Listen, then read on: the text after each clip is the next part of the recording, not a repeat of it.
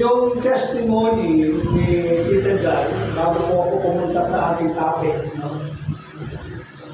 Tawag nito talagang minsan, no? Ang buhay ng tao, hindi mo siya kabata, kundi matanda, no? Humihina yung bawat pyesa ng ating katawan. Kaya kung minsan, lagi kong binabanggit na kung minsan, pag umaabot ka na doon sa age na yun, minsan, sabi ko nga, pag bumibisita ako sa ibang mga kapatid, sa kanilang mga bahay, sabi ko, minsan hindi ako yung nagmakasalan. No? Talagang minsan, kailangan kong magmasalan kasi nga, yung condition ng iyong katawan. Naniniwala tayo na ang Diyos ay himala. Amen. Amen. Nagpapagaling ng Lord. Pero, kumbaga, pakiramdaman din natin yung ating katawan. No? Kumbaga, pag talagang meron siyang meron siyang sariling sistema. No? Kumbaga, tawag ito, pakiramdaman mo yung sistema ng katawan mo. Pag hindi na kaya, huwag na. No? Sabi ng pamisan, pag nagkakasakit tayo, ang biniblame natin lagi si Satan. Kasi sa kanya galing. Pero hindi natin namamalayan, minsan hindi natin nakikita, minsan kasalanan natin. Biniblame natin si Satan, pero hindi pala natin alam, kasalanan natin. Kasi nga, lack of discipline. No, kaya tayo nagkakaganon. Ganun pa man, thank God, dahil buhay ang Diyos, ngayon pa lamang, pinakita ng Diyos, yung tawag ito, yung resulta na yan, para lagi tayo mag-independent sa Kanya. Every morning, ako dinideclare ko, Lord, thank you, Lord, for another day.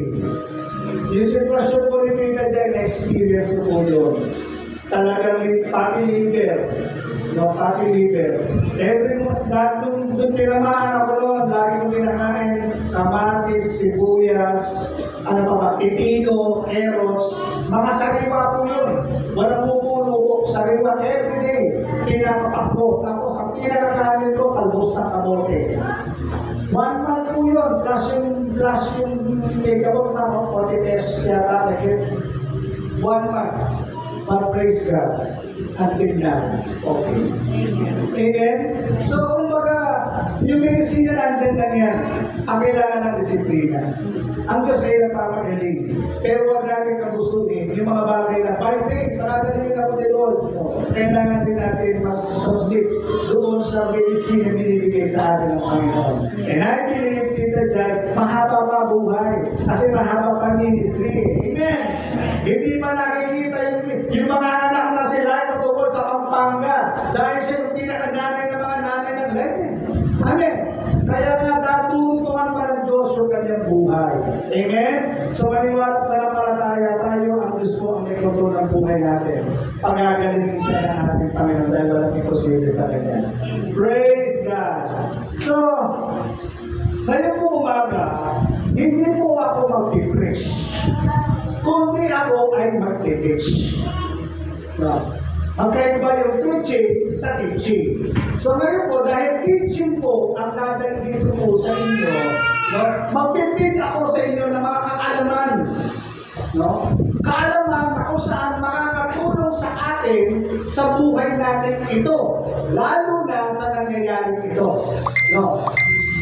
So, nag-i-inject ako, hindi lamang sa inyong espiritu na salita ng Panginoon, nag-i-inject din ako ng kaalaman sa inyong kaisipan. That's why I will teach the word, not preaching.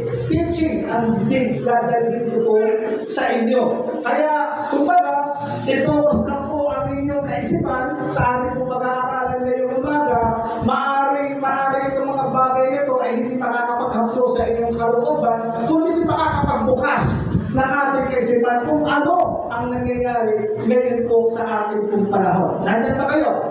Kasi po, nung Sunday, nakaraan, siyempre, alam niyo po, yung mga pastor, laging ano yan eh, laging nag-iisip kung anong ituturo next Sunday. No? Yung mga pastor, gano'n.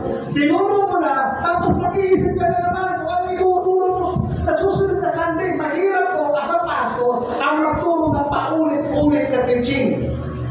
Hindi mo ba? Pag araw-araw adobo, nakakasuya. Tama ba? Nakakaumay. Pag araw-araw adobo.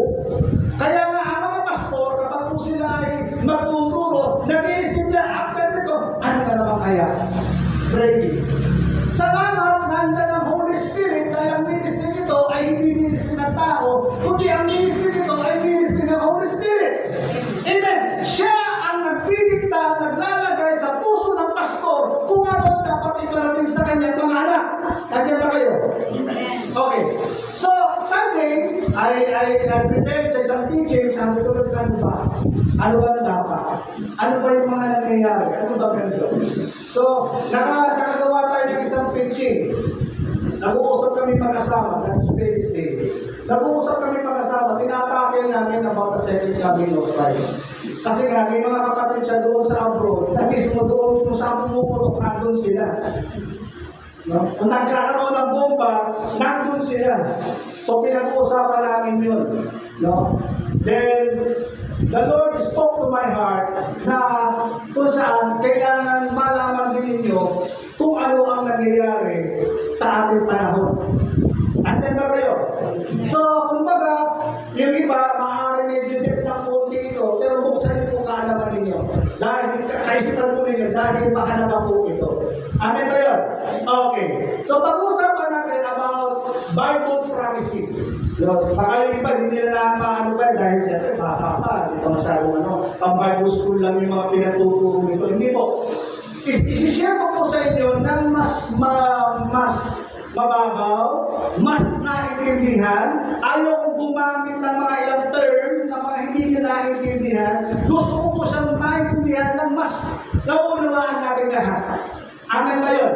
Hindi tayo gagamit ng mga term na malalalit at hindi nyo kaya unawain. Dahil useless ang ating pag-uusapan kung hindi nyo mauluwain ang aking sasabihin.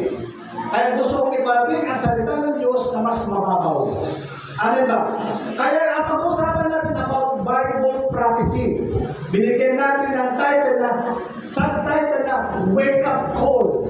Ibig sabihin, ginigising ko po ang inyong mga espiritu, yung mga natutulog na espiritu, natutulog na pananampalataya, ginigising ko po kayo. At gusto ko po sabihin sa inyo, Hoy! Gising! Amen! Baka po kasi magulat ka na lamang sa isang araw, nako, nandyan ka pa pala, lahat na nagliparan na sa taas, na-rapture na, nandyan ka pa rin, natutulog ka pa rin sa pansitan. Nandyan pa kayo? Kaya po, kinigising ko po ang mga natutulog na ating pananampalataya sa pamamagitan ng ating pag-aaralan ngayon po umaga about the Bible prophecy. Patungkol po sa Bible prophecy, meron po tinatawag na tatlong bahagi. Marami po kahulugan. Ang word na prophecy, yan ay hula. Yan ay pagpapahayag. No? Yan po yung mga hula na kung saan hinula na mangyayari yung kanyang hinula. Nandiyan ba kayo? No, halimbawa, meron ako sinabi ngayon, halimbawa, sabi ko kay Tita Alo, 3 years from now, matatapos na ang bahay mo.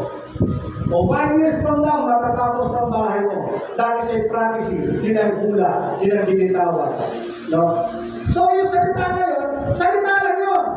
Pero pag yun ay naganap, ibig sabihin, yung sinabi niya, nangyari.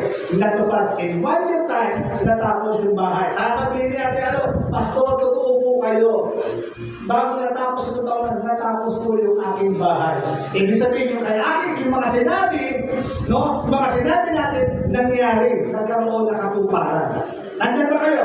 So, tatlong bagay, ang patungkol sa Bible prophecy.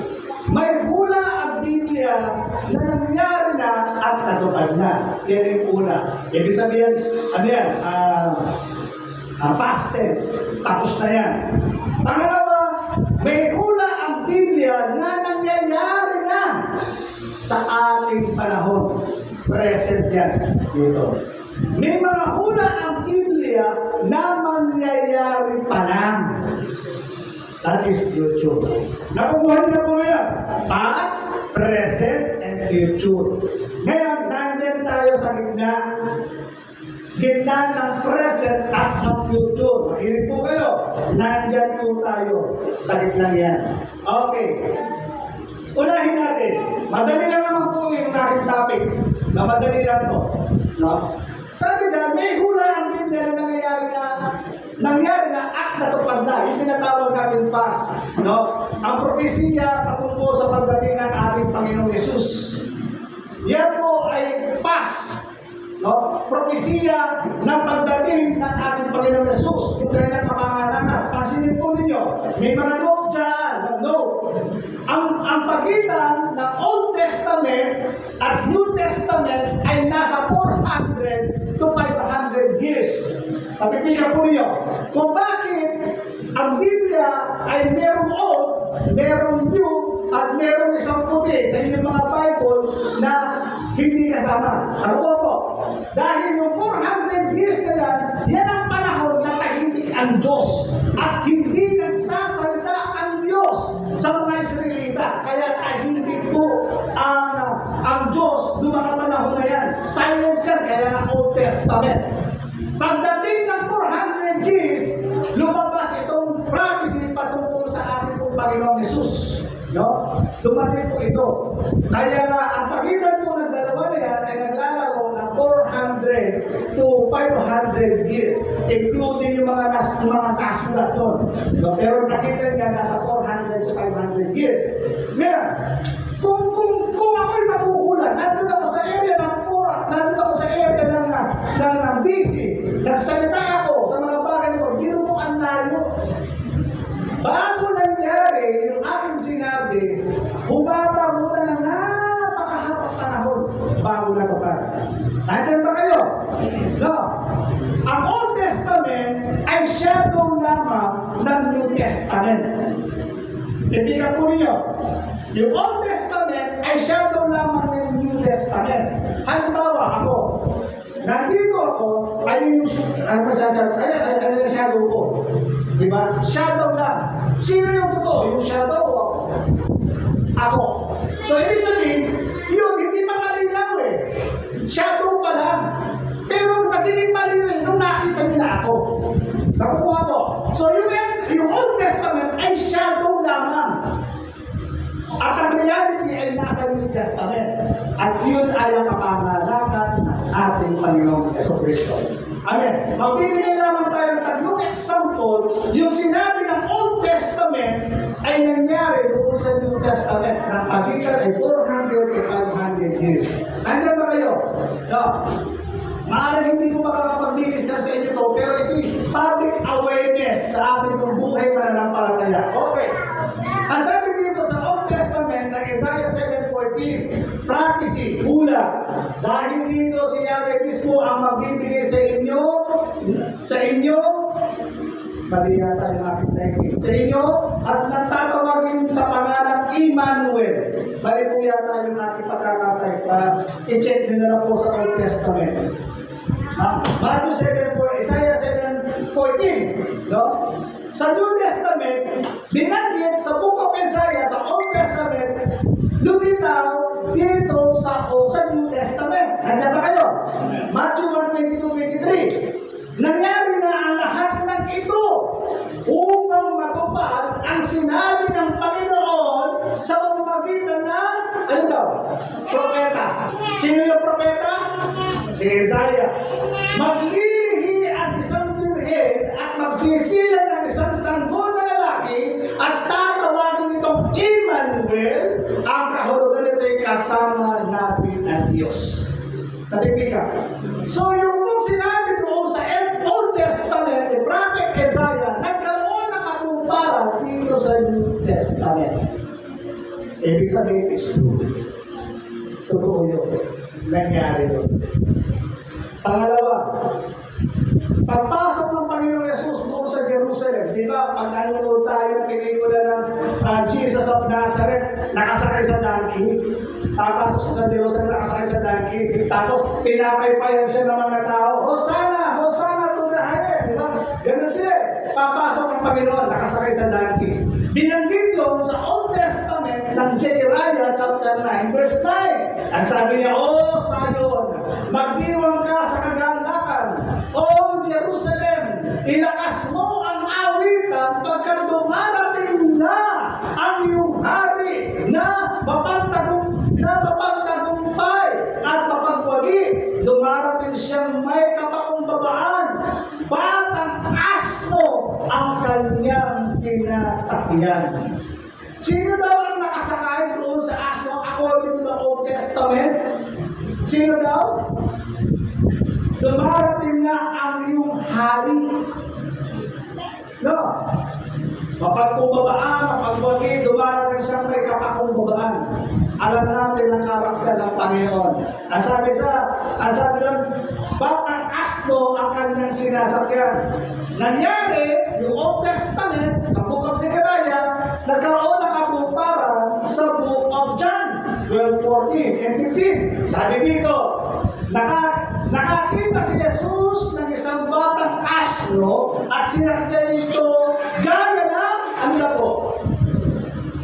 Nakuha niyo? Nangyari ba? Gaya na ang binabanggit ng nasusunod dahil ng Old Testament. Diba?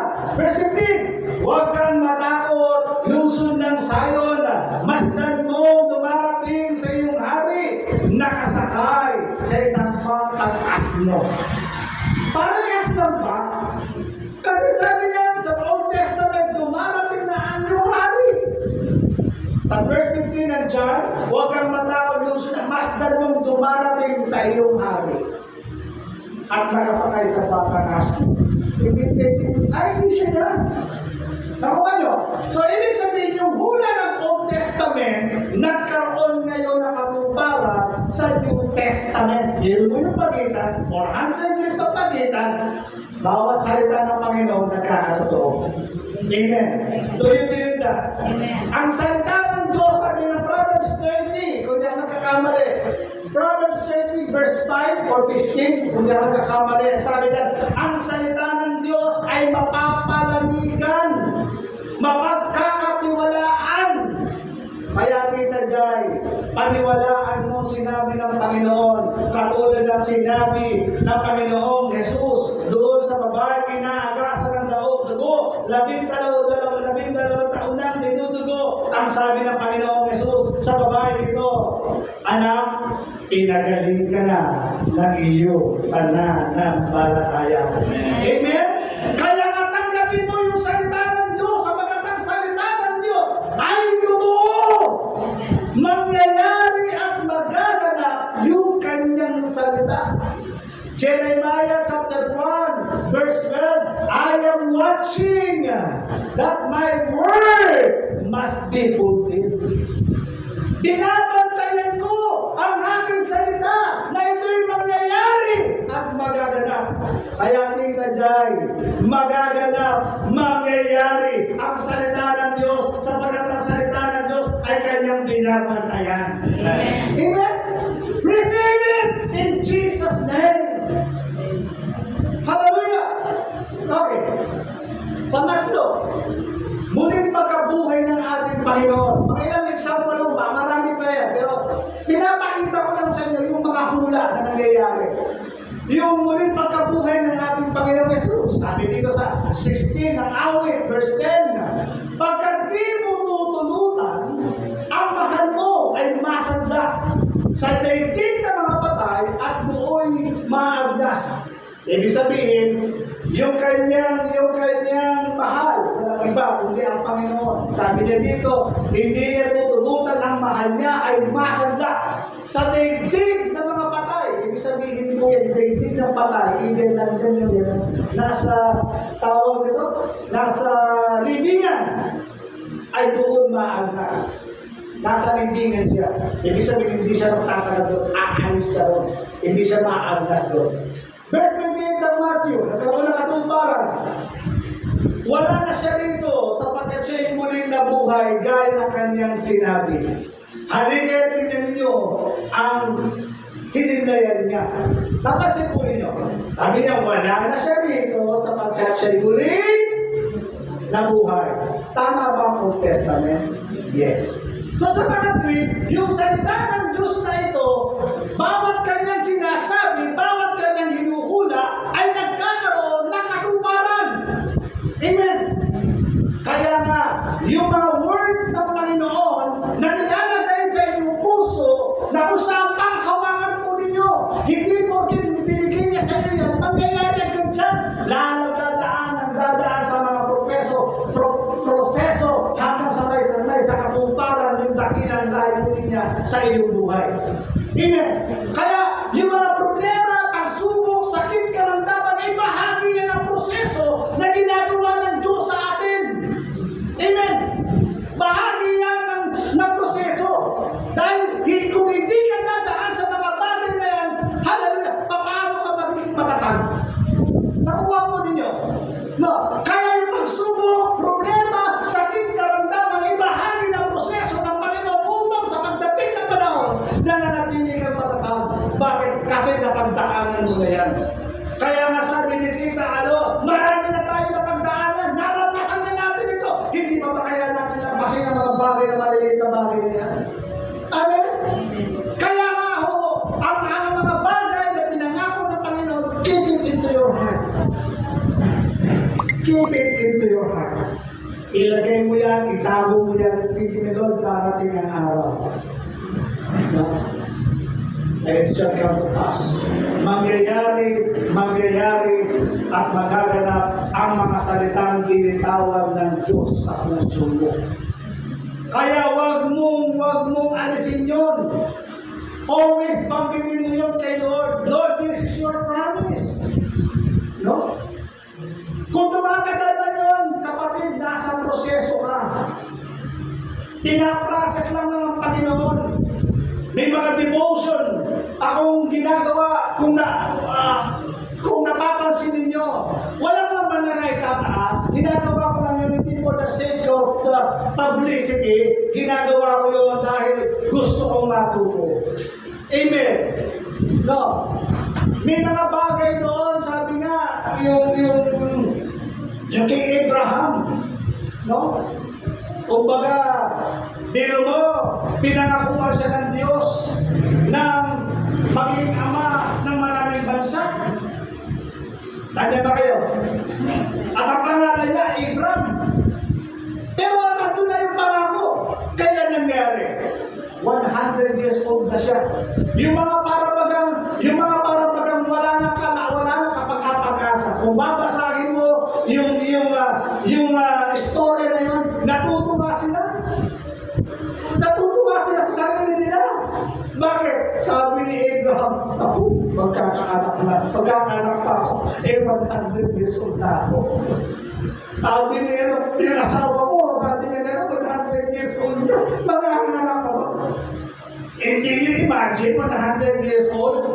Sa panahon natin niya, tingnan mo ang tsura niya, nakamepulang-bilang-bi. Baka hindi na siya nag-imens. Kulubot na. Kaya nga kasi si Abraham ay imposible mangyari. Nakita niyo? Pero sa Diyos walang imposible. Kapag sinabi niya, gagawin niya in due time and perfect time. Amen? Magtiwala ka lang sa Kanya. Amen? Okay. So tapos na yan. Pumunta tayo sa pangalawa. Madali lang mag-prediction na to. Pangalawa, may mga hula ang Biblia na nangyayari na sa ating panahon. Present. Ngayon po yan. Ito po yung aking focus. No? Medyo magtatagal ako ng konti rito sapagkat gusto ko salamin dito na nangyayari sa ating pong panahon. Amen. Palapahan nga natin ang Panginoon dyan. Hallelujah! Praise God! Sabi sa Matthew 16, verse 1 to 3, lumapit kay Jesus ang ilang Pariseyo at Saduseyo. Ibig nilang masilo siya. Kaya hiningi nilang magpakita siya ng isang tanda mula sa langit. Ang sabi dyan, Ang Panginoon Jesus, nandyan, lumapit itong Pariseo at Sariseo. Ang purpose po nila, hindi para malaman yung katotohanan. Ano yung purpose nila? Sige po, mag-aaral po tayo. Ano po yung purpose nila? Ano po yung layunin nila kung bakit lumapit sila sa ating Panginoon? Nag-aaral po tayo. Ano po yung purpose? Nakita nyo? Ano yung purpose? Sige po, nag-aaral po tayo. Ano po? Nagpapakita siya ng tandang Mali ba doon? Meron ka? hindi nila masiko. Ang purpose, hindi para malaman yung katotohanan. Ang purpose, ibig nilang masilo. Ibig sabihin nito, yung mga ginagawa ng Panginoon, kasi sila nagihigit sila patungkol sa Mesaya kung sino yung darating. Kung sila ba o hindi. Nakuha nyo? Kaya nga, tines nila ang Panginoon. Gusto nilang mula sa bibig niya, lalabas ang mga bagay na ito. Kaya nga, purpose nila, hindi para malaman yung totoo, kundi ang purpose nila, gusto nilang masilo. Minsan sa Bible study, ganyan no? Nagtatanong sila, kunwari, pero ang purpose na nila, alam nila yung sagot. Na-experience nila sa Bible study? No? Kunwari, magtatanong, pero totoo gusto lang nila hulihin. Kung gaano na gusto sukatin, yung kaalaman, nung nagtuturo kung gaano na kaalam, yung kanya sinasabi. Kaya nga mga kapatid ko, hindi. Salamat sa buhay ni Brother Vince. Salamat sa mga kapatid na nagbubukas ng Bible study. Salamat sa mga kapatid na nagbukas ng kanilang tahanan. Salamat sa Panginoon. Ipagpatuloy po natin ang mga bagay na sinimulan ng Diyos sa ating buhay. Pero, bilang mga aral ng salita ng Diyos, huwag lang tayong matuto doon sa tinuturo sa atin. Kailangan din, aral-aral din pag-break time. Nakuha po ninyo? Kailangan din mag-aaral. Kaya nga may devotion ka. Yung devotion mo, pwede mong ituro doon sa yung tinuturuan. Kaya hindi ka mauubusan ng teaching dahil may devotion ka. Nakuha nyo? Kaya nga, huwag lang tayong umasa sa mga bagay-bagay. Kailangan din natin mag-aral. Dahil doon sa Bible study na ating pinaatinan, sa ating pinaglilingkuran, hindi lahat ng tao na hindi nakakaunawa sa iyong sinasabi. Nakuha po? May mga tao nakakaunawa sa iyong sinasabi. At doon sa sinasabi, uhulihin ka mo. Kaya kung hindi ka nag-aaral, ito. Nakuha ko. Naalala ko nung ako'y bata pa sa kanilang palataya, kami ng asawa ko na Bible study kami. Andang Bible study kami. Habang nag-Bible study kami gano'n, hindi nagtanong. Yung aking pagkaitin na ko, lalo umitin. Kasi hindi ko talaga alam. Nangangabuti ako. Buti na lang yung asawa ko. Kaya paano nag-aaral? No? Hinahamon ng debate, gusto ko tayo. Doon tayo sa test para hindi tayo masyado pag-usapan natin. Ako, hindi makalo eh. Ako, anong sarili ko, ganun ako. Kailangan mo ako. No? Kasi hindi ko alam. Kaya ang lesson dito sa atin bilang mga tagapangaral na salita ng Diyos, huwag lang yung puro sardinas. Alam yung sardinas? Yung stock knowledge. Yung mga dinakdam mo ng panahon ng natin kopong-kopong ba? Ito yung mga ituturo mo kapatid, nagpapago ang panahon. Amen. Baka yung tinuturuan natin, mas magaling pa sila kaysa sa atin. Walang masama. Pero, kung baga nauumay eh. Okay, balik po ako rito. Gusto ko lang kung makita doon yung mga tao nito. Nasabi niya, naghahanap sila ng tanda mula sa langit. Ngayon, sabi sa verse 2, sumagot ang Panginoon. Verse 2, ngunit sinabi sa kanila, kapag dapat hapon, ay sinabi ninyo, magiging maganda ang panahon dahil maaliwalas ang langit. Kapag tayo po ay nasa labas, katulad yan, anong basa ninyo sa labas? Medyo makulit din. No? Nababasa niyo yan eh. Parang uulan na. Nakukuha nyo? Nababasa ba ninyo? Amen. Parang uulan na, ulan din ng konti maliwanag. Gandang maglabaw, hindi yan uulan. Nababasa ninyo? Ano ba yun? Ngayon, tingnan sa verse 3. At kapag umaga naman, sinasabi nyo, kapag umaga naman, sinasabi uulan ngayon. Dahil, madilim ang langit. Ano sabi ng Panginoon sa mga Pariseo? Nangangabasa kayo ng palatandaan sa langit, ngunit, ano sabi niya? Hindi ninyo mabasa ang mga palatandaang kasalukuyang panahon. Amen. Noong mga panahon na yun, inihintay ng mga Pariseo sa Saduseo ang pagdating ng Panginoon.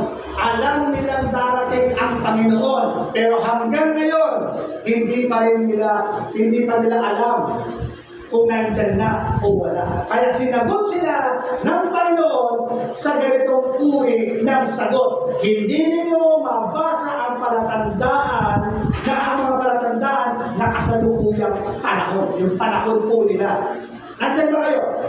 Binabalik ko po kayo sa historical background. Binabalik ko kayo in the context ng ating pinag-uusapan. Sapagkat mahalaga po ito. No? Mahalaga po ito. Sa ating panahon ngayon, no? Naghihintay tayo. Kailan pa darating si Lord at tagal-tagal po ng Kristiyano? Bakit hanggang ngayon? Hindi pa rin dumarating. Ang sabi nila, darating ang Panginoon. Pero hanggang ngayon, hindi pa rin dumarating. Bakit? Kasi hindi natin binabasa ang kasalukuyang panahon. Amen. Kaya itong panahon natin ito, merong pahiwatig na ang Panginoon babalik. Kaya sinasabi ko sa inyo, baka natutulog pa tayo sa pansitan, yung ating pananampalataya, hindi mo namamalaya pagkagising mo, rapture na pala. Nandiyan ba tayo? So, naalala po ninyo yan. Maliit kasi dito sa akin yan, ewan ko malaki dyan. Malaki? Sa inyo, sa ano? Okay. Ang blood moon, kailan daw lumitaw? Nakita niyo yan? Nakita niyo? March 3, 2026. Nakita niyo yan? O baka ano lang? Sabi ko na sa iyo, magpatsak kayo eh. Sabi ko na sa iyo, ang mas dali yung mga nangyayari sa paligid eh. Hindi puro cellphone. Hindi puro laro lang. No? May mga kahulugan po yan na nangyayari sa panahon natin kung bakit lumilitaw yung mga bagay na yan. Sabi niya, yung blood moon, lumitaw ng March 3, nagsimula ng 7:04, natapos ng 8:02. Alam, talino naman ng Brother Robert, hindi nila alam, grabe na sa ChatGPT. Hallelujah. Okay.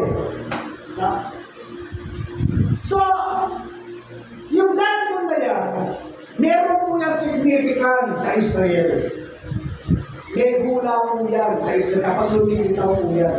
May hula kapag lumilitaw yan. No? Kaya paglitaw niyan, meron po yung spiritual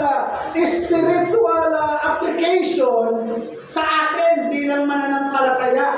Nandyan ba kayo? Hindi yan lumilitaw without a purpose. No? Kapag hindi ka mananampalataya, hindi mo maintindihan yan. Sabi ng mga scientists, normal lang yan kasi part of a science. Eclipse lang yan. Na kung saan malapit sa araw yung mundo. Kaya kulay pula, sabi nila. According sa science. But in the spirit world, meron po yung kahulugan bilang mga mananampalataya ng ating Panginoon Jesucristo. Amen. Ano ho yung warning kapag lumilitaw? Yung red blood moon na yan. Sabi sa Joel chapter 2, verse 31, ang araw ay magdidilim at ang buwan ay pupulang parang dugo. Bago dumating ang dakila at nakakatakot na araw ng Diyos. Ibig sabihin, kapag lumitaw yan, darating yung nakakatakot na araw ni Yahweh. Nandiyan ba kayo? Anong nangyayari ngayon sa atin? Global awareness mo yan. Nagkataon lang ba yan? Hindi. Naku ano? Sa mga mananampalataya, nakakatakot yan kasi global awareness mo yun eh. No? yung nangyayari ngayon, according sa mga nag-aaral ng mga statistic about sa mga ganyang bagay, at pumapasok tayo sa tinatawag na World War III. No. Ang World War III na, hindi extinct. No. Okay, mamaya pupunin natin. Meron po ba kayo napipikat? Meron po kayo nakaintindihan? Okay. Kaya gusto ko medyo para tahimik, okay lang yan. Mas importante na hindi dahil sinasabi ko. Ayaw ko magsalita sa hangin. Gusto ko mapikat din, gusto ko sabihin ngayong umaga. And that is the Spirit of God na gustong ilagay ng Diyos na anak, sabihin mo sa kanila to aware. Para magising.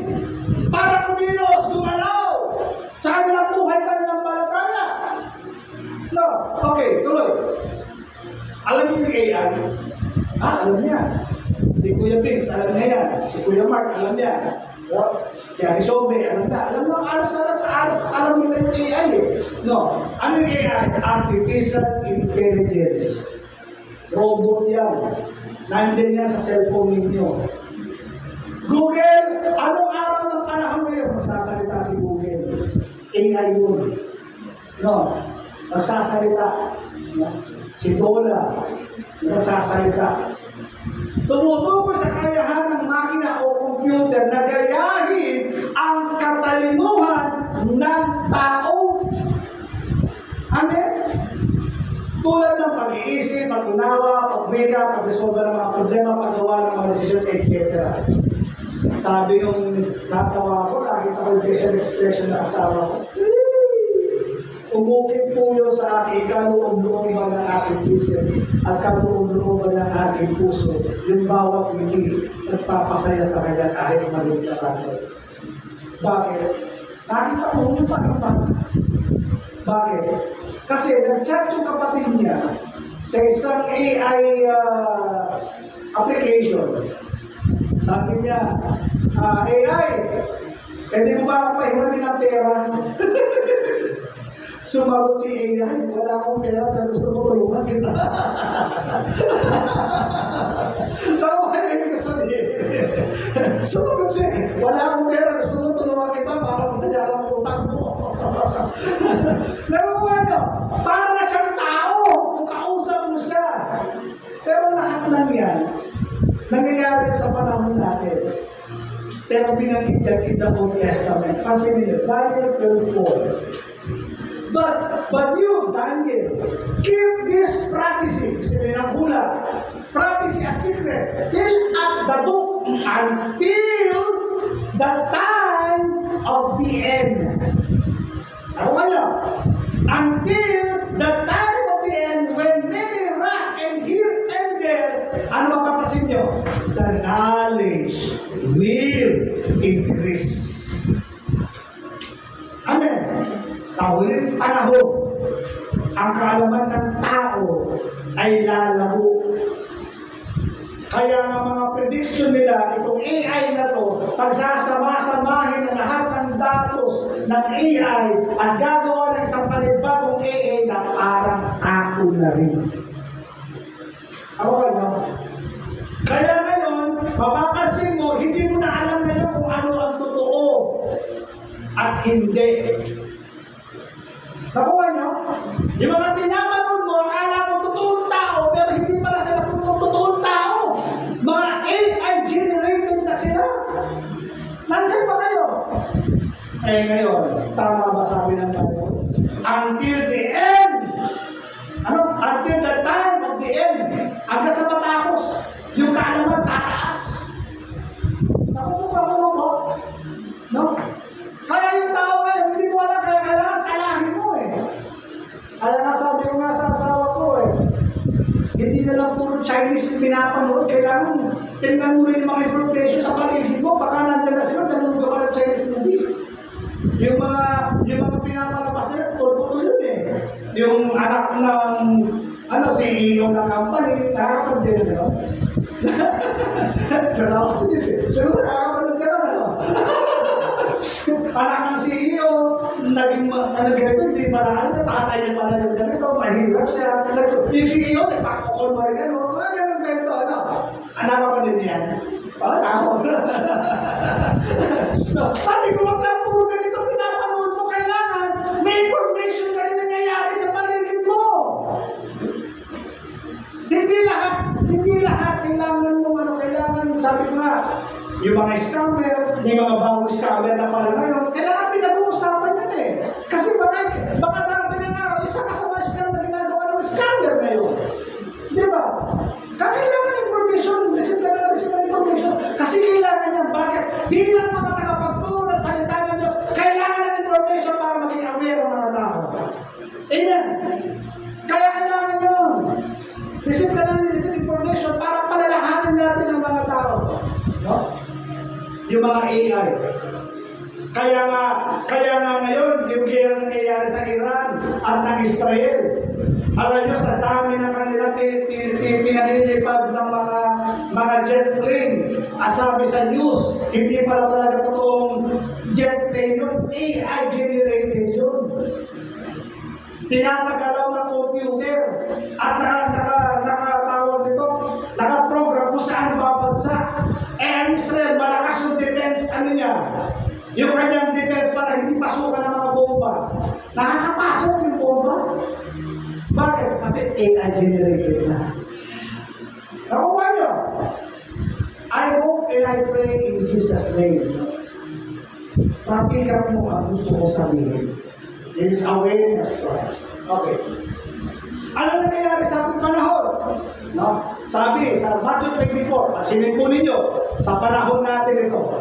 Habang si Jesus ay nakaupo sa bundok ng Olibo, palihim siya tinanong ng kanyang mga alagad, kailan po ba mangyayari ang sinasabi ninyo? Ano ang magiging palatandaan, sign, ng inyong, ng inyong pagparito at ng katapusan ng mundo? Oh my God! Tumuod na! Nakuha nyo? No?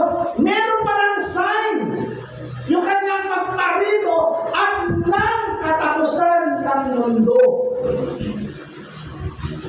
Kaya ito po ay wake-up call. Ito ay public awareness sa ating lahat. Yung mga nangyayari sa ating paligid, hindi pala natin alam. Ito yung paghahanda ng kanyang pagbabalik. Upang tayo mga mananampalataya ay nananatiling gising. Amen. Okay, tuloy natin. No? Ano yung mga sign? 4 and 5 ng Matthew 24. Sumagot si Jesus, mag-ingat kayo upang hindi kayo mailigaw ni numan. The word, hindi kayo mailigaw ni numan. Maraming paparito sa pangalan ko at magpapanggap na sila ay Kristo at marami silang mailigaw. Ibig sabihin yan, marami na sa ating panahon at tinatawag na religious deception. Kaya kung hindi mo susuriin, kung hindi ka nag-aaral, kung hindi mo papanasihin yung kanilang mga tinuturo, pwede ka nila maakit, pwede ka nila mailigaw. So kailangan, bilang mga nananampalataya, kailangan aral-aral din pag may time. No, aral-aral din. Dahil publikasyon natin bilang mga disciple ng Panginoon na kailangan din tayo mismo ang nag-research, tayo mismo ang nag-aaral. Dahil sa panahon natin ito, ang mga religious, no, nandyan yung data, ay sabi dyan, sa point ko na lang para mabilis, sa database ng Philippine Churches Organization.org, merong nakalista na may higit 45,000 na local ng simbahan. Nakuha po ninyo? Sa iba't ibang denominasyon, ngunit hindi sakop na lahat ng grupo, lalo na maliliit na independent. No? Kumbaga, yan po ang nirecord ng database ng Philippine Churches.org. Ganun karami po, 5,000. Natuturo yan ng gospel. Bible ang ginagamit, pero makakaiba ng interpretation. Kaya kung hindi ka nagsusuri, hindi ka nag-aaral, pwede ka nilang mailagaw. Katulad po ng mga nagtuturo isang grupo na nangangaral ng salita ng Diyos na sabi nila yung vaccine, ito na yung panahon ng 666. Kinakabit nila itong sitwasyon na to doon sa Revelation 13. Sabi nila, sa pilitin nilang tatatakan. Yun ang ginamit nila. Kaya nga, nagtatanong ako sa kanila, ibig sabihin, kung sila ay natusok na, ibig sabihin na natatakan na sila ng microchip o ng 666, ibig bang sabihin, condemn na sila?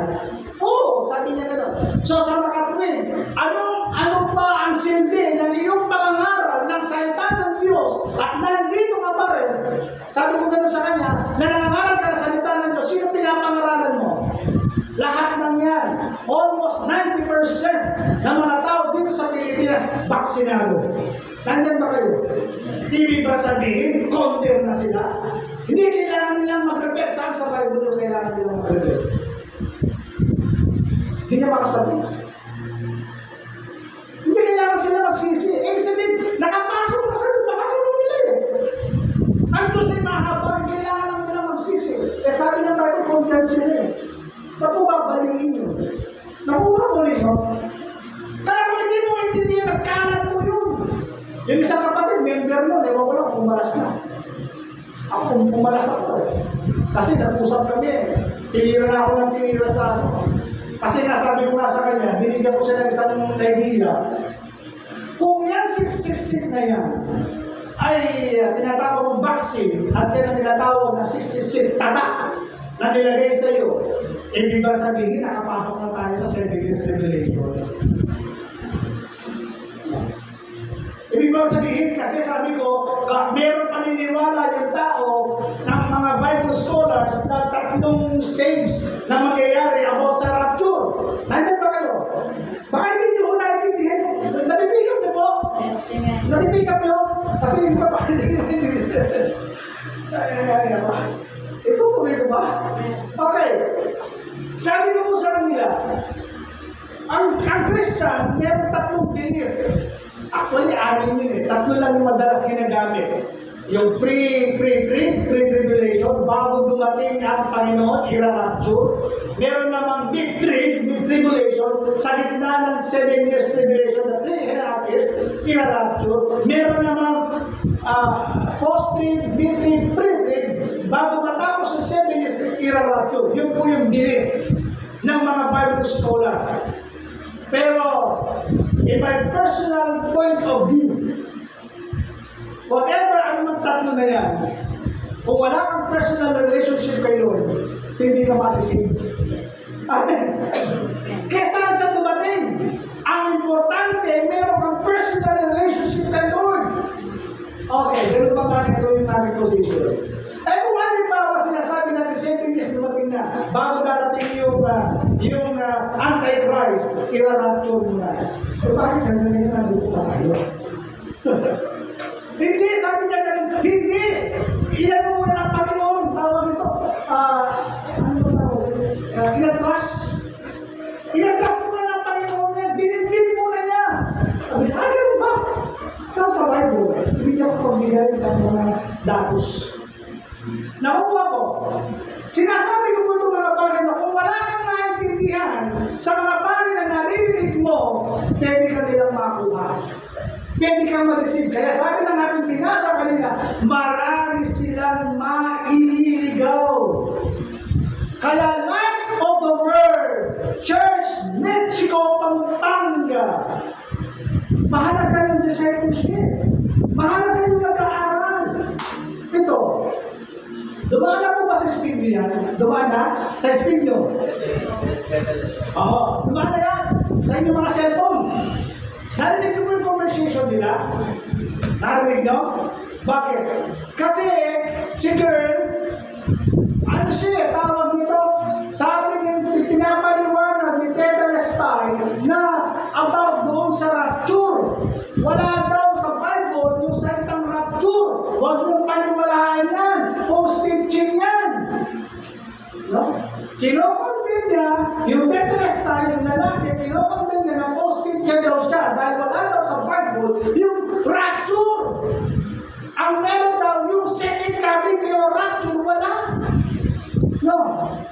Kaya dyan, pinaliwanagan siya.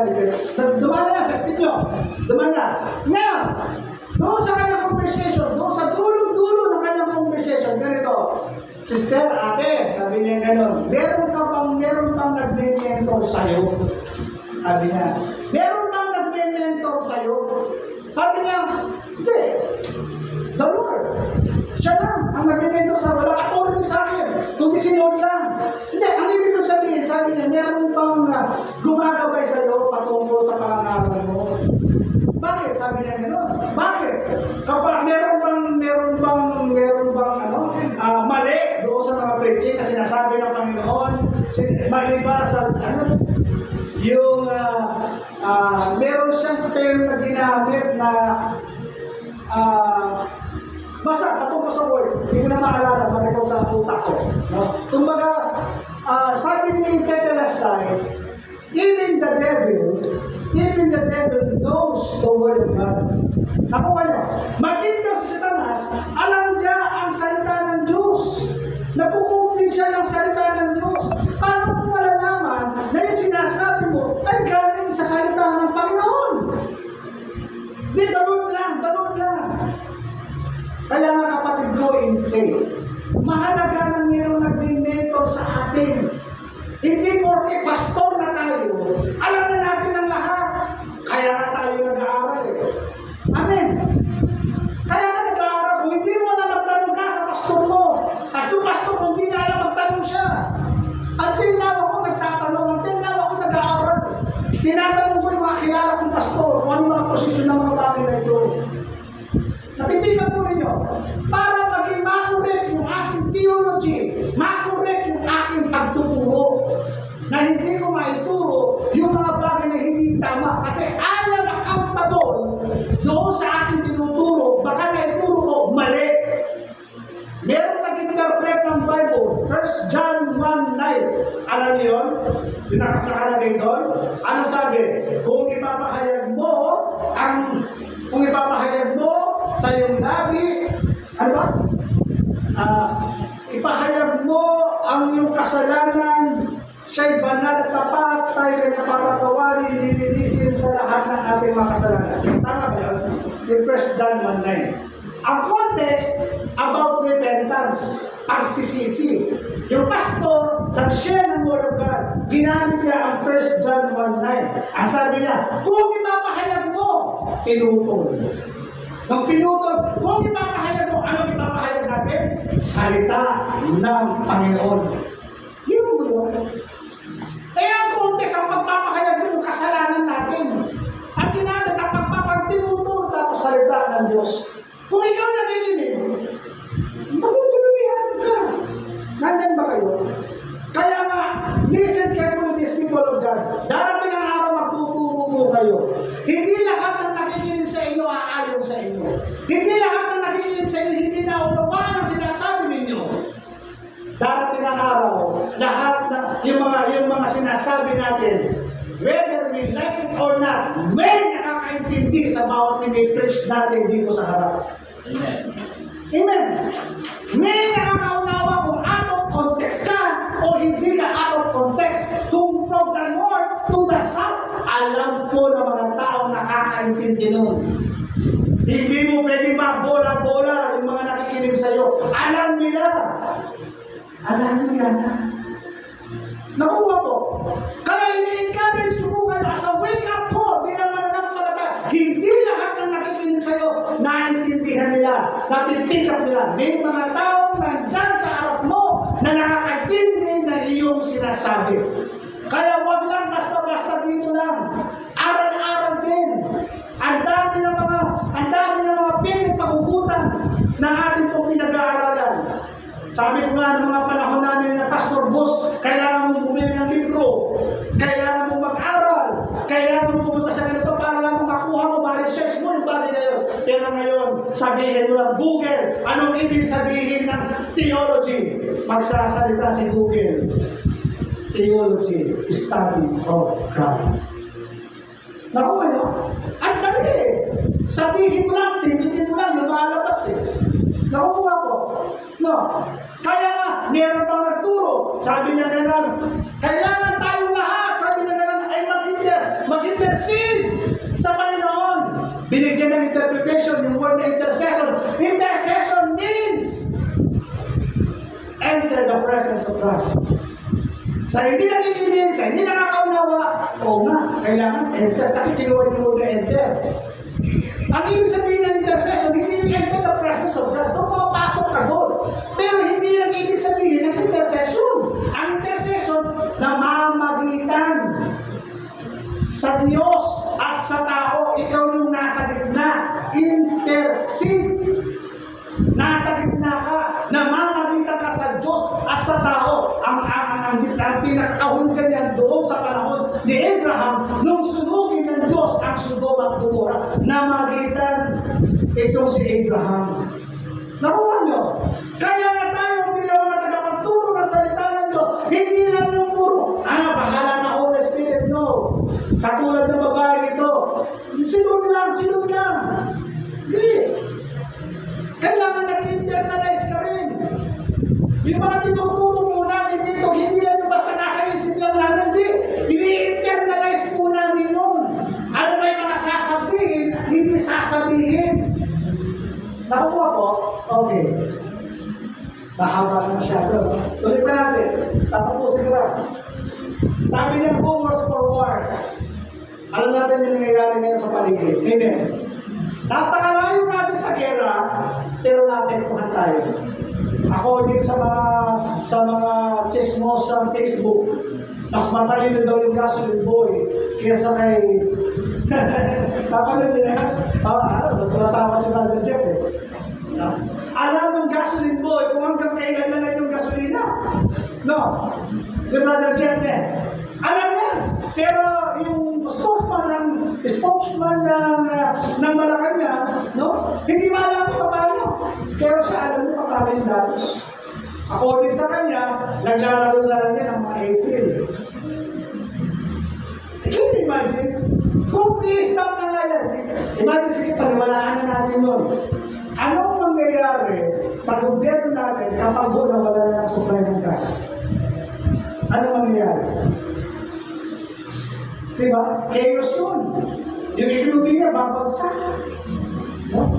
Magkaroon kaya sabi dyan, sa verse 24 and 6 and 7, bibilisin ko lang, sa verse 7, sabi dyan, yung highlights, magkakaroon ng tagtutong.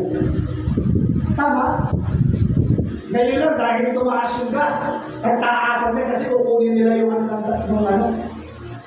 Sabi ko nga, sa pinag-usapan namin mag-asawa, mag-arinig namin, may ayuda ang gobyerno para sa mga drivers, sa taxi driver. Bakit? Sila lang bang naapektuhan? Hindi pa tayo kasama. Tama ba yun? No? Sila lang bang naapektuhan? Pwede naman tayo mga nasa paligid. Mga mayayaman siguro, hindi naman sila. Tayo rin yung picture tayo. Wala ba tayo nalinda? Nakawala? No? Tataas.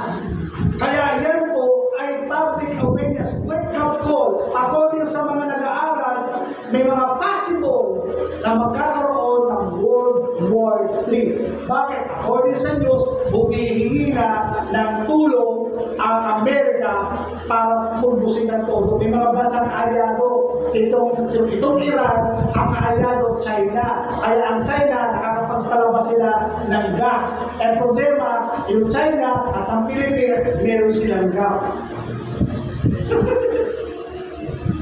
Alam nyo,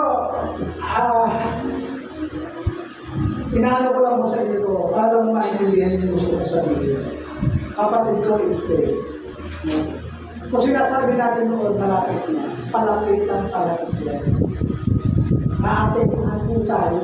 Bagamat malayo tayo sa gera, pero naapektuhan po tayo. Magkano ng gasolina ngayon? Diesel, magkano yan. Magkano na ngayon yung gasolina? 86. Sa iba, 92. Yung iba, 98. Dati, back and forth, naglalaro lang sa akin, sa trabaho, bahay-trabaho lang, yung gastos ko, 200 a week. Gas yun. Bahay-trabaho lang. Ngayon, naglalaro na ako ng 300 to 400 bahay-trabaho lang. Yung tama sabi ng Bible. Nasabi ng Bible, yung buong maghapon mo na sweldo, no? Bread lang, tinapay lang. Nakuha nyo? No? So, yan ho yung nangyayari sa ating na kailangan mahalagang bantayan natin. Pangatlo, tatapos marami na ako. Christian persecution. Sa atin, hindi na natin masyado napapansin yung persecution. Yung bang may mga Christians na kung saan nakakaranas ng persecution, yung bang dito sa atin ganito. Dumaan ka, sabi sa'yo, nandiyan na yung mga borbolen. Ako kaya, kapag nag-press ko, mali guys, buka experience na. No. Alam na rin borbolen, alam na rin nagbanag-banalan. Paano mong pasakin langit? Mga persecution rin, mga masakit na salita, dahil tayo mga born again. Pero alam niyo pa sa ibang bansa, yung mga born again pinakatay. Sinusunod yung simbahan, nadaanan na ang motor, nanakapin ang armalay. Nandiyan po yan. No? Sa pag-research ko kayo, lalo-lalo na yung nag-dunya. Sinusunod po yung mga churches doon. Pinapatay po yung mga pastor doon. Nakuha niyo po, dito napakasimple lang. Wala na tayong makain. Hindi tayo makaatin. May mga problema sa loob ng pamilya. Hindi na muna ako makaatin. Wala pa nga tayo sa tinatawag ng point, life, and death. Ina-abandon na natin yung ating pananampalataya. Pero yung mga kapatid natin sa ibang bansa na nakakaranas ng life and death persecution, still hindi sila natatakot na magbalik yung sa Diyos at sumunod sa Kanya. Amen? Nangyayari na po yan. Sa atin, hindi natin napapansin. Pero sa ibang bansa, nangyayari yan. Nakalagay dyan sa ligahan, nakikita nyo, 10 countries. Yung mga persecuted church, sinusunog, pinapatay yung mga Kristiyano. Kumbaga, papasok sa loob ng church, rararating lahat. Hindi po ito kwentong barbero. Totoo po yan. Buksan niyo po yung mga ganun, makikita yung mga testimony nila po, ano yung mga kwento po nila. So yun, sabi po ng Bible, John 15:18, kung napupunod sa inyo ang sanglibutan, alalahanin niyo, ako muna ang kinapuotan nito bago kayo. Ako kung Panginoon, kinapuotan siya ng sanglibutan, bago kayo ang kinapuotan. Ako muna kinapuotan nila. Kaya kung kayo kinakapuotan, hindi dahil kayo ay mga masama ugali. Hindi. Kinapuotan kayo dahil meron kayo relasyon sa ating Panginoon Jesus. Amen. Okay. Ito pinakamahalaga. Study the gospel. Pasin yung word. Ipangangaral sa buong sanlibutan ang magandang balita, the good news. Ito tungkol sa kahit ng Diyos upang magsilbing pagto sa lahat ng bansa. Pasin yung word. At saka darating ang wakas. Napakadali lang yun. Napakangaral ng salita ng Diyos. Ano napasin nyo sa aking example na picture? Ano nakita nyo? Sana wag yung tingnan yung lalaki na kanila siguro yung aking pero gusto ko lang makita. Mga ano yan mga nasa bundok. Kaya hawak sa cellphone. Kaya hawak na cellphone. Ibig sabihin, kahit nasa malayo ka pa, nasa bundok ka pa, maririnig mo at maririnig mo ang salita ng Panginoon. Bawal na. Ngayon, hindi pwede sasabihin ng mga tao, pagharap nila sa Panginoon, Lord, wala akong narinig. Imposible yun. Dahil meron kang hawak na cellphone, at doon sa cellphone, hindi lumalabas ng mga speed mo, patungkol po sa salita ng Panginoon. Tama ba? Kahit hindi mo pwede ng mga Christian, lumalabas Nakuha nyo? Whether you like it or not, maririnig mo at maririnig mo ang salita ng Diyos. Ano? Malapit na ba? Parating na ba? Hindi na po imposible ngayon na marating ng salita ng Diyos kahit nasa bundok ka pa. Hindi na imposible ngayon. na mga pinasalita ng misyon dahil lahat ng tao ngayon nakaka-avail na ng cellphone at narinig nila ang salita ng Diyos. That any moment, sabi ng Bible, at saka darating ang lakas. Andiyan ba?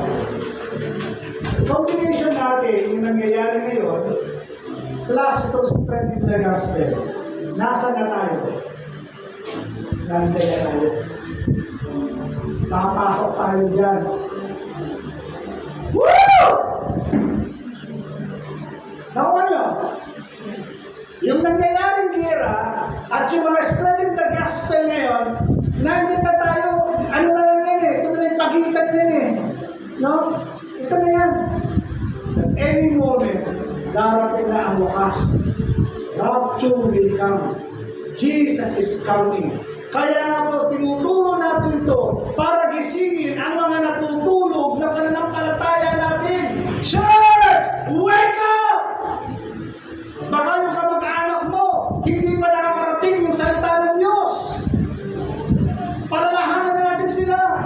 Ito na yung oras para mag-step in, step faith, move. Umalis tayo sa ating mga comfort zone at sabihin ang pag-ahari ng Diyos sa mga tao.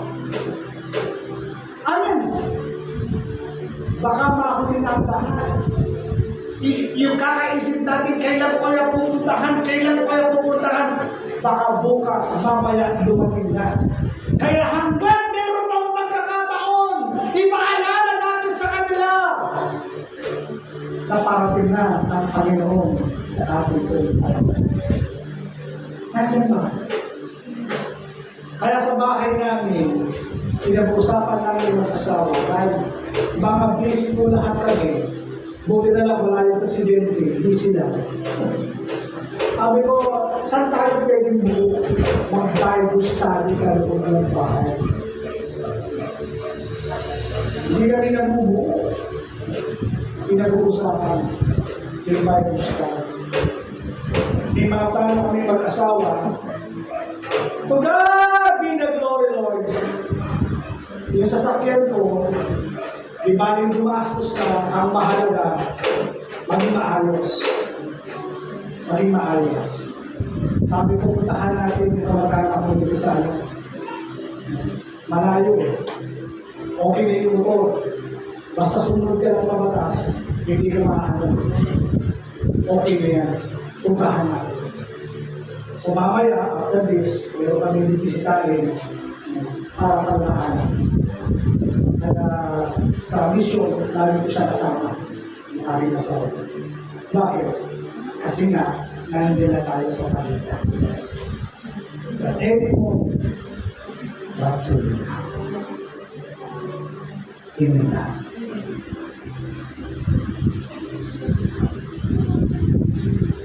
Sabi ng Panginoon, 1 Thessalonians 5:2 and 6, sapagat alam na ninyo, ang pagdating ng araw ng Panginoon ay tulad ng pagdating ng magnanakaw sa lugar. Ang pagdating ng Panginoon tulad ng magnanakaw, dire-refer niya ang Panginoon bilang magnanakaw. Ang magnanakaw hindi mo siya kukuha ng pipitsudin. Nandiyan pa kayo? Ang ano ang kinukuha ng magnanakaw? Yung mga valuable things, yung mga mahalaga. Nakuha niya? Yung mga mahalaga, yun po ang kanyang kinukuha. Hindi niya kukunin yung mga walang halaga. Ang kukunin niya, yung mga mahalaga. People of God, light of the world, Pampanga, mahalaga kayo sa Diyos. Amen? Amen? Mga valuable kayo in the sight of God. You are the apple of His eye. Darating siya na parang magdala. Kukunin niya yung mga valuable things. Mahalaga kayo in the sight of God. Isasama niya kayo, kukunin niya tayo. Verse 3, kapag sinabi, oh God, bakit na ako wala akong tapusin? Paano, Mark, please, baka mamatay ako, yung aking,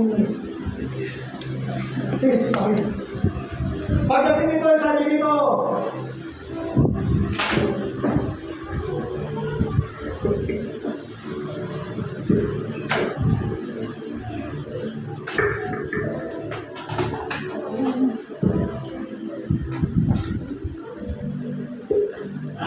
Okay, sabi dito, kapag sinabi ng mga tao tiwasain, panatag ang lahat, biglang darating ang kapahamakan. Yung mga tao na parang bagang wala lang, isiwasi, hindi na masyadong pinatas. Kasi sabi niya tiwasay at panatag ang lahat. Yung mga parang wala, okay lang eh. Sabi niya, tsaka darating ang bukas. Nakuha nyo, biglang darating ang kapahamakan. Kapahamakan yun sa mga tao nagre-relax sa kanilang buhay pananampalataya. Kapahamakan yun sa mga taong walang personal na relasyon sa Diyos. Dahil nagpakapantiti sila sa kanilang pananampalataya. Hindi porket nandito sila sa church ay bahagi na sila ng rapture. Hindi mo i-attend ka ng church ay bahagi ka ng rapture. Kapatid, ang bahagi ng rapture ay meron kang malalim na pakikipagrelasyon sa Diyos. Amen. Hindi yung aatin ka ngayon, bukas hindi. Aatin ka ngayon, bukas hindi. Aatin ka hanggang hindi ka aatin. Hindi ko ganun ang Christianity. Sinasabi ko ito dahil mahal ko kayo. Pinapaalalahanan ko ang aking pamilya, ang aking sambayanan. Ang kaligtasan, hindi porke tatay mo, pastor, lahat kayo ligtas. Ang kaligtasan ay personal. Makinig ka sa sinasabi ng tatay mo, ng nanay mo. O babaliwalain mo yung kanyang sinasabi. Pagdating mo roon, hindi mo pwedeng sabihin, nanay, tatay, bakit hindi mo sinabi? Madalas na pinapakinggan ka sila sa Biblia. Sabi doon, hindi sila nakakaiwas sa pagkatapagdating. Ito'y gulat ng pagsuntong, sakit ng tiyan ng isang babaeng nanganganak. Ibig sabihin, alam ng babae kung siya'y manganganak. Hindi ako babae, pero please, pakikorek po ninyo ako. Kapag po kayo ay lalabas na yung bata sa inyo sinapapunan, masakit. Naghihilab. Alam niya, lalabas na. Ganon ang pagdating ng Panginoon. Alam mo. Verse 4, wala na kayo sa kadiliman. Mga kapatid, uulitin ko. Wala na kayo sa kadiliman, mga kapatid. Kaya hindi kayo mabibigla sa araw na iyon na darating na parang magnanakaw. Kayong lahat ay kabilang sa panig ng liwanag, panig ng araw, hindi sa panig ng gabi o ng dilim. Kaya nga, kailangan tayo manatiling isim. Kaya nga, wake up call. Inigising natin ang mga natutulong natin pananampalataya. That every moment, rapture will come. Jesus Christ. Kaya nga pag-ibigin natin yung ating relationship kay Lord. Amen? Isuko natin. Isurrender na natin kay Lord. Nandiyan na rin kayo eh. Mag-ikot na tayo. Mag-ikot na tayo. Huwag mong hilaw. Sabi ng Bible sa Book of Revelation, sabi niya, ano ka eh? Isang sala sa Egypt. Sala sa lamig. Mainit ka ngayon, bukas hindi. Ano sabi ng Bible sa Book of Revelation? Isusuka kita. Diba? Malahininga, maligamgam. Sabi ng Panginoon, isusuka kita. Church, ituloy po ninyo. God please, nakikita ko po sa inyong mga sa group na ginawa po ninyo, nakikita ko po. And I think that meron ang sariling pusa, meron ang babaga sa inyong natin. Hindi lang panghuli. Minsan, kadalasan, mga katwiran ng ibang mga pastor, hindi naman po lahat, katwiran ng ibang mga pastor, sinasabi nila rin, ay kailangan yung tupa, no? Mga anak, kailangan humayo kayo, no? Para gawin yung mandato ng Panginoon, humayo kayo, sabi niya. Tapos nagkaroon ng titig. Sino bang nanganganak? Tupa ba o pastor? Sumagot. Tupa. O dapat tupa mo trabaho. Yung pastor, nagkakalaga lang. Doon mo ba parang yung context? Pero hindi pa nakita sa isang salita ng Panginoon. Salita ng Panginoon, dito na tayo umiikot eh. Kaya nangyayari, yung pastor, every Sunday lang, nandiyan na nakatayo ng tuturo. Hindi siya gumagalaw, pinakabayaran yung mga tao. O kayo na kasi, mga tupa kayo, dapat kayo mga anak. Kami tagapagturo lang. Yun ang konsepto nun. Pero yung isang konsepto, mula sa salita ng Panginoon, na di nakita, sabi ng Panginoon, iniwan ang 99 at hinanap ang isa. Sino naghanap? Tupa? Sino naghanap? Tupa ba? Hindi.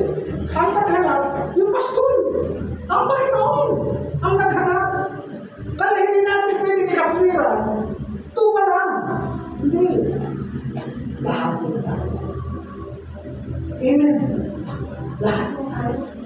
Kaya nga sabi niya, bumago kayo. Hindi naman excepted yung pastor. Amen. Kayo, kasama ka doon. Kasama ako doon.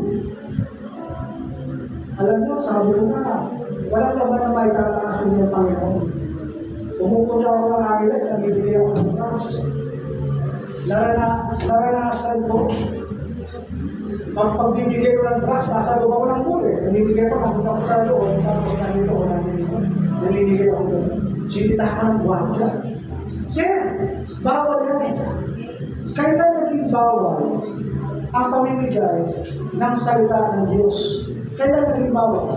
Ako dito sa hindi basta dito sa mall. Sabi nila, bawal po niya. Gusto niya lumabas kayo. Walang problema kung lalabas ako. Pero kailan man? Kailan naging bawal ang pamimigay ng salita ng Diyos sa lugar na ito? Hindi naman ako mainit. Nangibigay lang ako. Bakit bawal?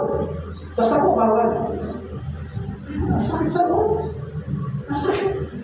Pero bahagi po yan ang pagsunod natin sa Diyos.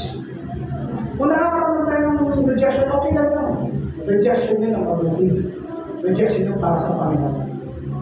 Kaya nga po, wag po tayo ngayon. Brother Robert, di naman ako marunong mag-preach. May trust. Brother Robert, di naman ako marunong mag-preach. Yung testimony mo. Ako nyo. Yung testimony mo, parang binago ng Panginoon. Testimony yun. Gospel yun. Sabi nga ni Tatay Pastor, no, Pastor? Yung five gospel, no? Five gospel. Yung meron kami discipleship eh. Five gospel. Ano yun po? Sabi po, gospel lang eh. Matthew, Mark, Luke, and John. The four gospel. Yun lang yung gospel, four gospel. Eh bakit may five? Yung five gospel, ito yun. Ako yun. Tayo yung walking Bible. Andiyan yun. Tayo yung walking Bible. Alam ko maraming struggle, pero sa tulong at biyaya ng Panginoon, mapagtatagumpayan natin mga struggle niya. Basta patuloy na tayo sumunod. Amen. Sige, tayo manalangin. Kulang mo kayo. Kulang. Kapag saan mag-iilis niya. Panginoon, nagbahagi ko po ang mga nais mong iparating sa amin. Hinihiling ko po, Panginoon, sa mga nangyayari ngayon sa aming bayan, sa mundo. Hinihiling ko po, Panginoon, ang divine protection mo sa lahat ng iyong mga anak. Lord, na nangyayari ng kabuluhan sa mundo na aming ginagalawan. Ang panalangin po namin, Panginoon, lalo pang mabuting umapaw ang aming pananampalataya sa iyo. Lord, hindi kami marunong, wala kami kahit ano, pero isang bagay ang alam namin, meron kami Jesus na siya pwede namin ipagmarami, na siya pwede namin ipangalan.